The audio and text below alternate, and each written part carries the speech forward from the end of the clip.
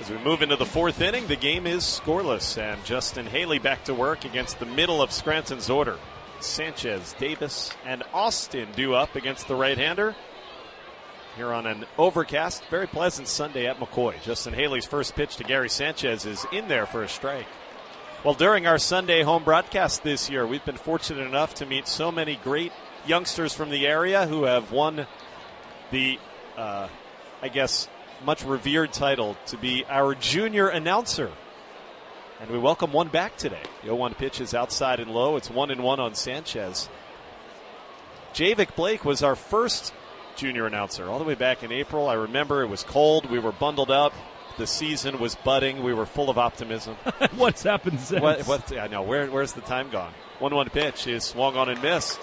1-2, and so back by popular demand. Javik is our return junior announcer here today. Welcome back, Javik. Well, thanks for having me back. Excited to be here. I remember it well, Javik. Goodbye, Mr. Rawlings. Heck of a call. That was. Made it all the way onto the website. I saw the Buffalo Bison. It was a very interesting day. We had fun. Haley winds on the 1-2 pitch. Sanchez takes a fastball high, 2-2. So, Javik, tell us again a little bit about yourself in the high school that you're at. Well, I'm from Norton, Massachusetts. It's about 30 minutes north of here. I've been doing play-by-play for the past 3 or 4 years. Go to Norton High School, play baseball, broadcast really anything I can. Pitch is inside to Sanchez, who's backed away by a fastball. It's 3-2. Yeah, you are light years ahead of the game. Well, thank you. In fact, there are rumors that Josh and I might be in a little jeopardy. That's sort of why you're back here, is that there's some thought that we might be in some trouble. 3-2. And the breaking ball misses down and away from Haley, ball 4. That's his second walk. The third inning in a row that Scranton puts the leadoff man on base. So Gary Sanchez reaches and brings up Ike Davis. Javik, I know you're a big follower of baseball, and maybe in particular the New York Yankees. What do you make of all the trade deadline moves today? Well, one thing I can't figure out is how come Jonathan Lucroy didn't want to go from the Brewers to the Indians. That seems like an interesting way to veto the trade all for a team option. An interesting deal. And then Mark Melancon yesterday going to the Nationals. That should help better the bullpen. But a lot of interesting moves made at the deadline. Should be an interesting one. Be a fun next 24 hours as we watch that. Strike one now on Ike Davis, who walked his first time up. Haley working out of the stretch with the man on first. Scoreless game in the fourth inning, and Justin Haley trying to strand him. The 0-1 is up and away. 1-1 strike. So you say you broadcast anything and everything. Yeah, pretty much. Tell us how, because I find this fascinating. How is it that at the young age that you're at, you get all those opportunities? Where do you do it, and how have you been able to put that together? Well, mostly. Strike call to Davis, 1-2. Well, mostly I'll just take the teachers at my school are amazing. They do pretty much anything they could to help me. So I'll take a camera, one of my friends do the camera, get some mics, grab another one of my friends do the analyst, and then we're just off and running broadcasting anything from soccer to basketball to baseball, football, hockey, really any sport that I can get my hands on, I'm broadcasting. Ike Davis fouls one back, and the count remains 1-2. And people can listen to you. People can listen to me all the time. It's on YouTube, the Lancers Sports Network. It's me from all my games are up there. The town loves it. They seem very excited whenever I come to the games and put them up. They watch it. And it's just great for the town, and it works out for me too. Here comes another 1-2 pitch. Davis swings and pops one up. The left side of the diamond with the overshift on. The only man over there is the third baseman, Whitty. Jansen able to get back and make the catch. First out in the inning. That'll bring up Tyler Austin. You know, Josh, I think it's one of the really neat things about the way it's trending in our field, in that there's so much technology available that someone like Javik can take advantage of things like YouTube and streaming video and audio and kind of create your own opportunities to broadcast. And Javik, I think you get a lot of credit for harnessing what is at your fingertips and just kind of creating your own reps. It's a really cool thing you've done. I remember back when I was in high school, if I wanted to broadcast something, I had to turn on the TV in my living room and then just pretend turn on a tape recorder and pretend. I've seen you doing that on the road still to this day. I do. Hey, practice makes perfect, right? We hope. Yeah, well, I guess that's up for debate. Swing and a miss by Austin, who struck out his first time up. Scoreless game in the fourth. Our junior announcer series is for Sunday home games. If you are interested in, like Javik, joining me and Will in the booth for an upcoming game, you can visit PawSox.com. We've got all the information on how you can submit the essay that is needed. Here's a foul out of play, and it's 0-2 to count on Austin. Now, after your first appearance, I know you got a lot of feedback and people who said that they heard you. Tell us a little bit about what the reaction was from your friends and family when you were up here.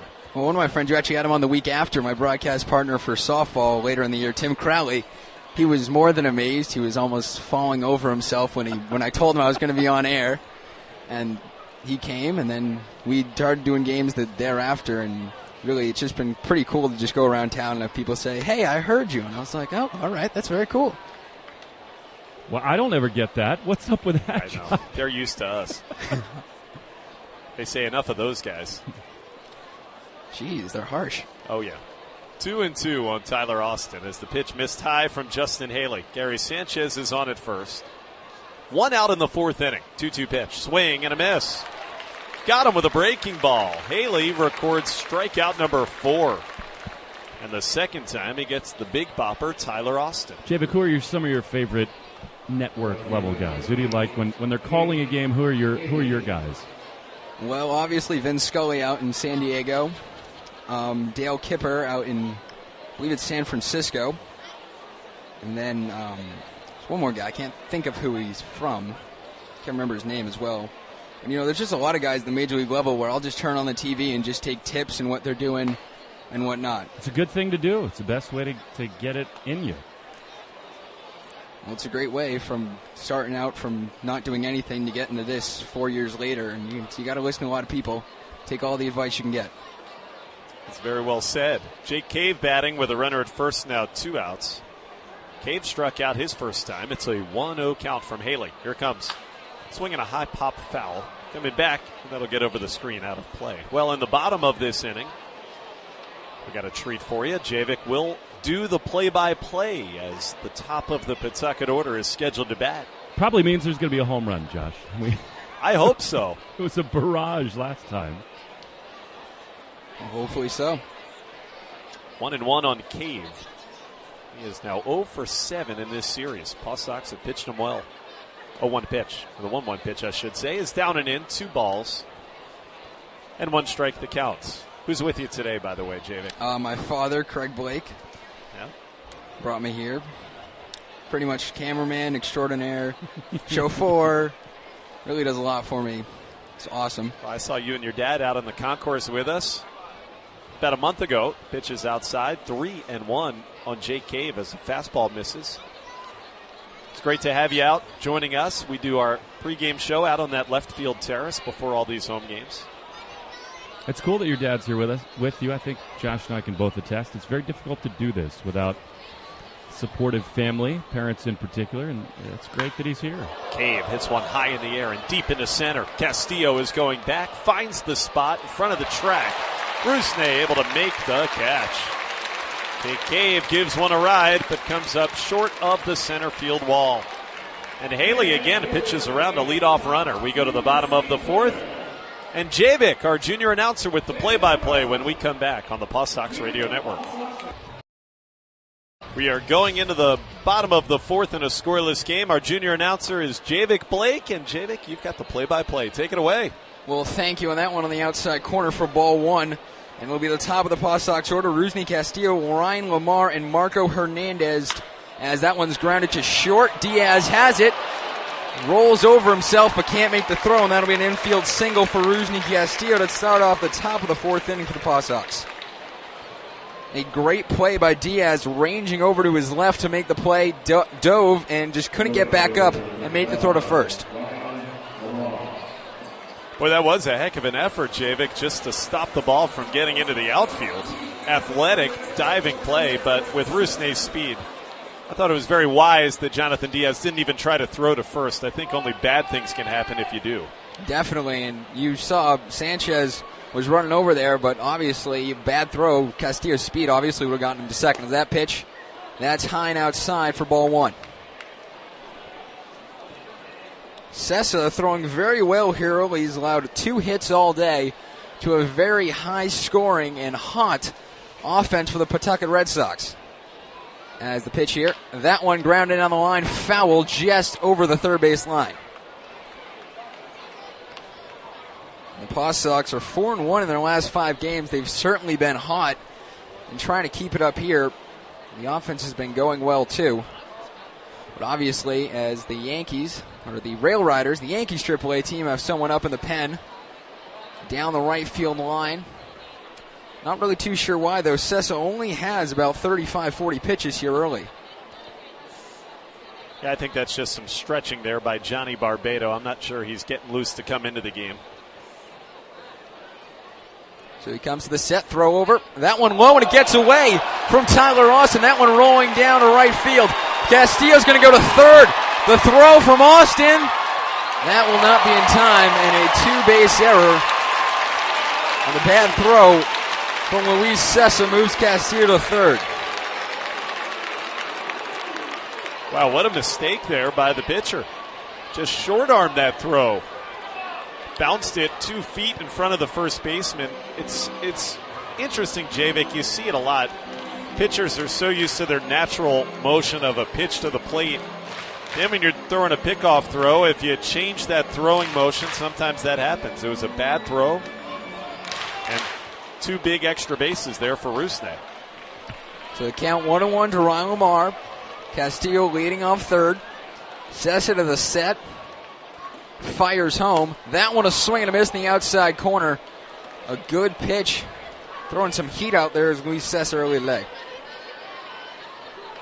So 1-2 the count. Lamar stepping back into the box.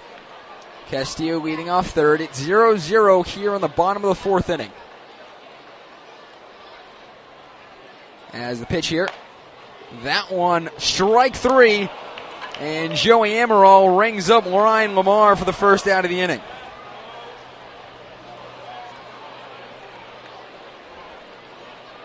Well, it's a fastball right around the knees, and that looked like a very good pitch there. We watch a replay on MILB TV, and that looked like some paint. Lamar watches it go by for Sessa's 4th strikeout. Also a great job by Gary Sanchez behind the plate framing that pitch to get it in there for a strike. And Marco Hernandez, the shortstop, will try to get in Castillo for the first run of the game as he steps into the right-handed batter's box, the left-handed batter's box.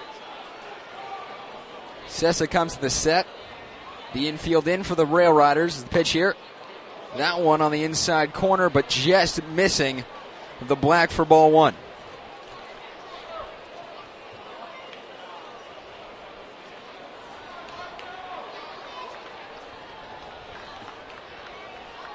So Hernandez. The 1-0 pitch from Sessa. That one just missing the inside corner again. 2 close pitches from Sessa for ball 1 and ball 2. You know, Javik, you can see that Al Padrique, the Scranton manager, thinks this is going to be a low-scoring game. He's got his infield in here with the runner at third, only in the 4th inning. Well, the Railders haven't gotten much going today. As Sessa comes to the set, fires, and that one fouled away down the third base line and out of play. So Sanchez will throw a new one back to Sessa on the mound. And count 2-1 with a runner on third and 1 out here in the 4th.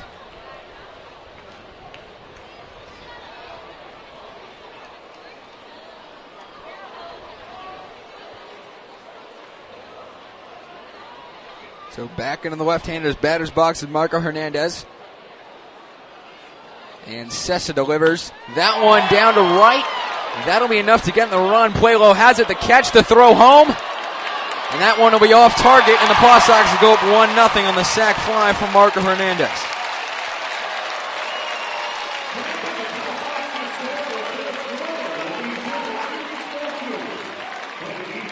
Well, you said it, just deep enough. Cesar Puello caught that with his momentum coming in. I actually thought that he had a pretty good chance had he made an accurate throw, but it wasn't. Up to the first base side of home plate, and so Rusney able to score pretty easily there, Javik. Especially with his speed. Coming home wasn't much of a problem for him, and now it's the righty Chris Marrero with one run on the board for the PawSox here in the bottom of the 4th. as that one is low and away, the first offering from Sessa for ball one.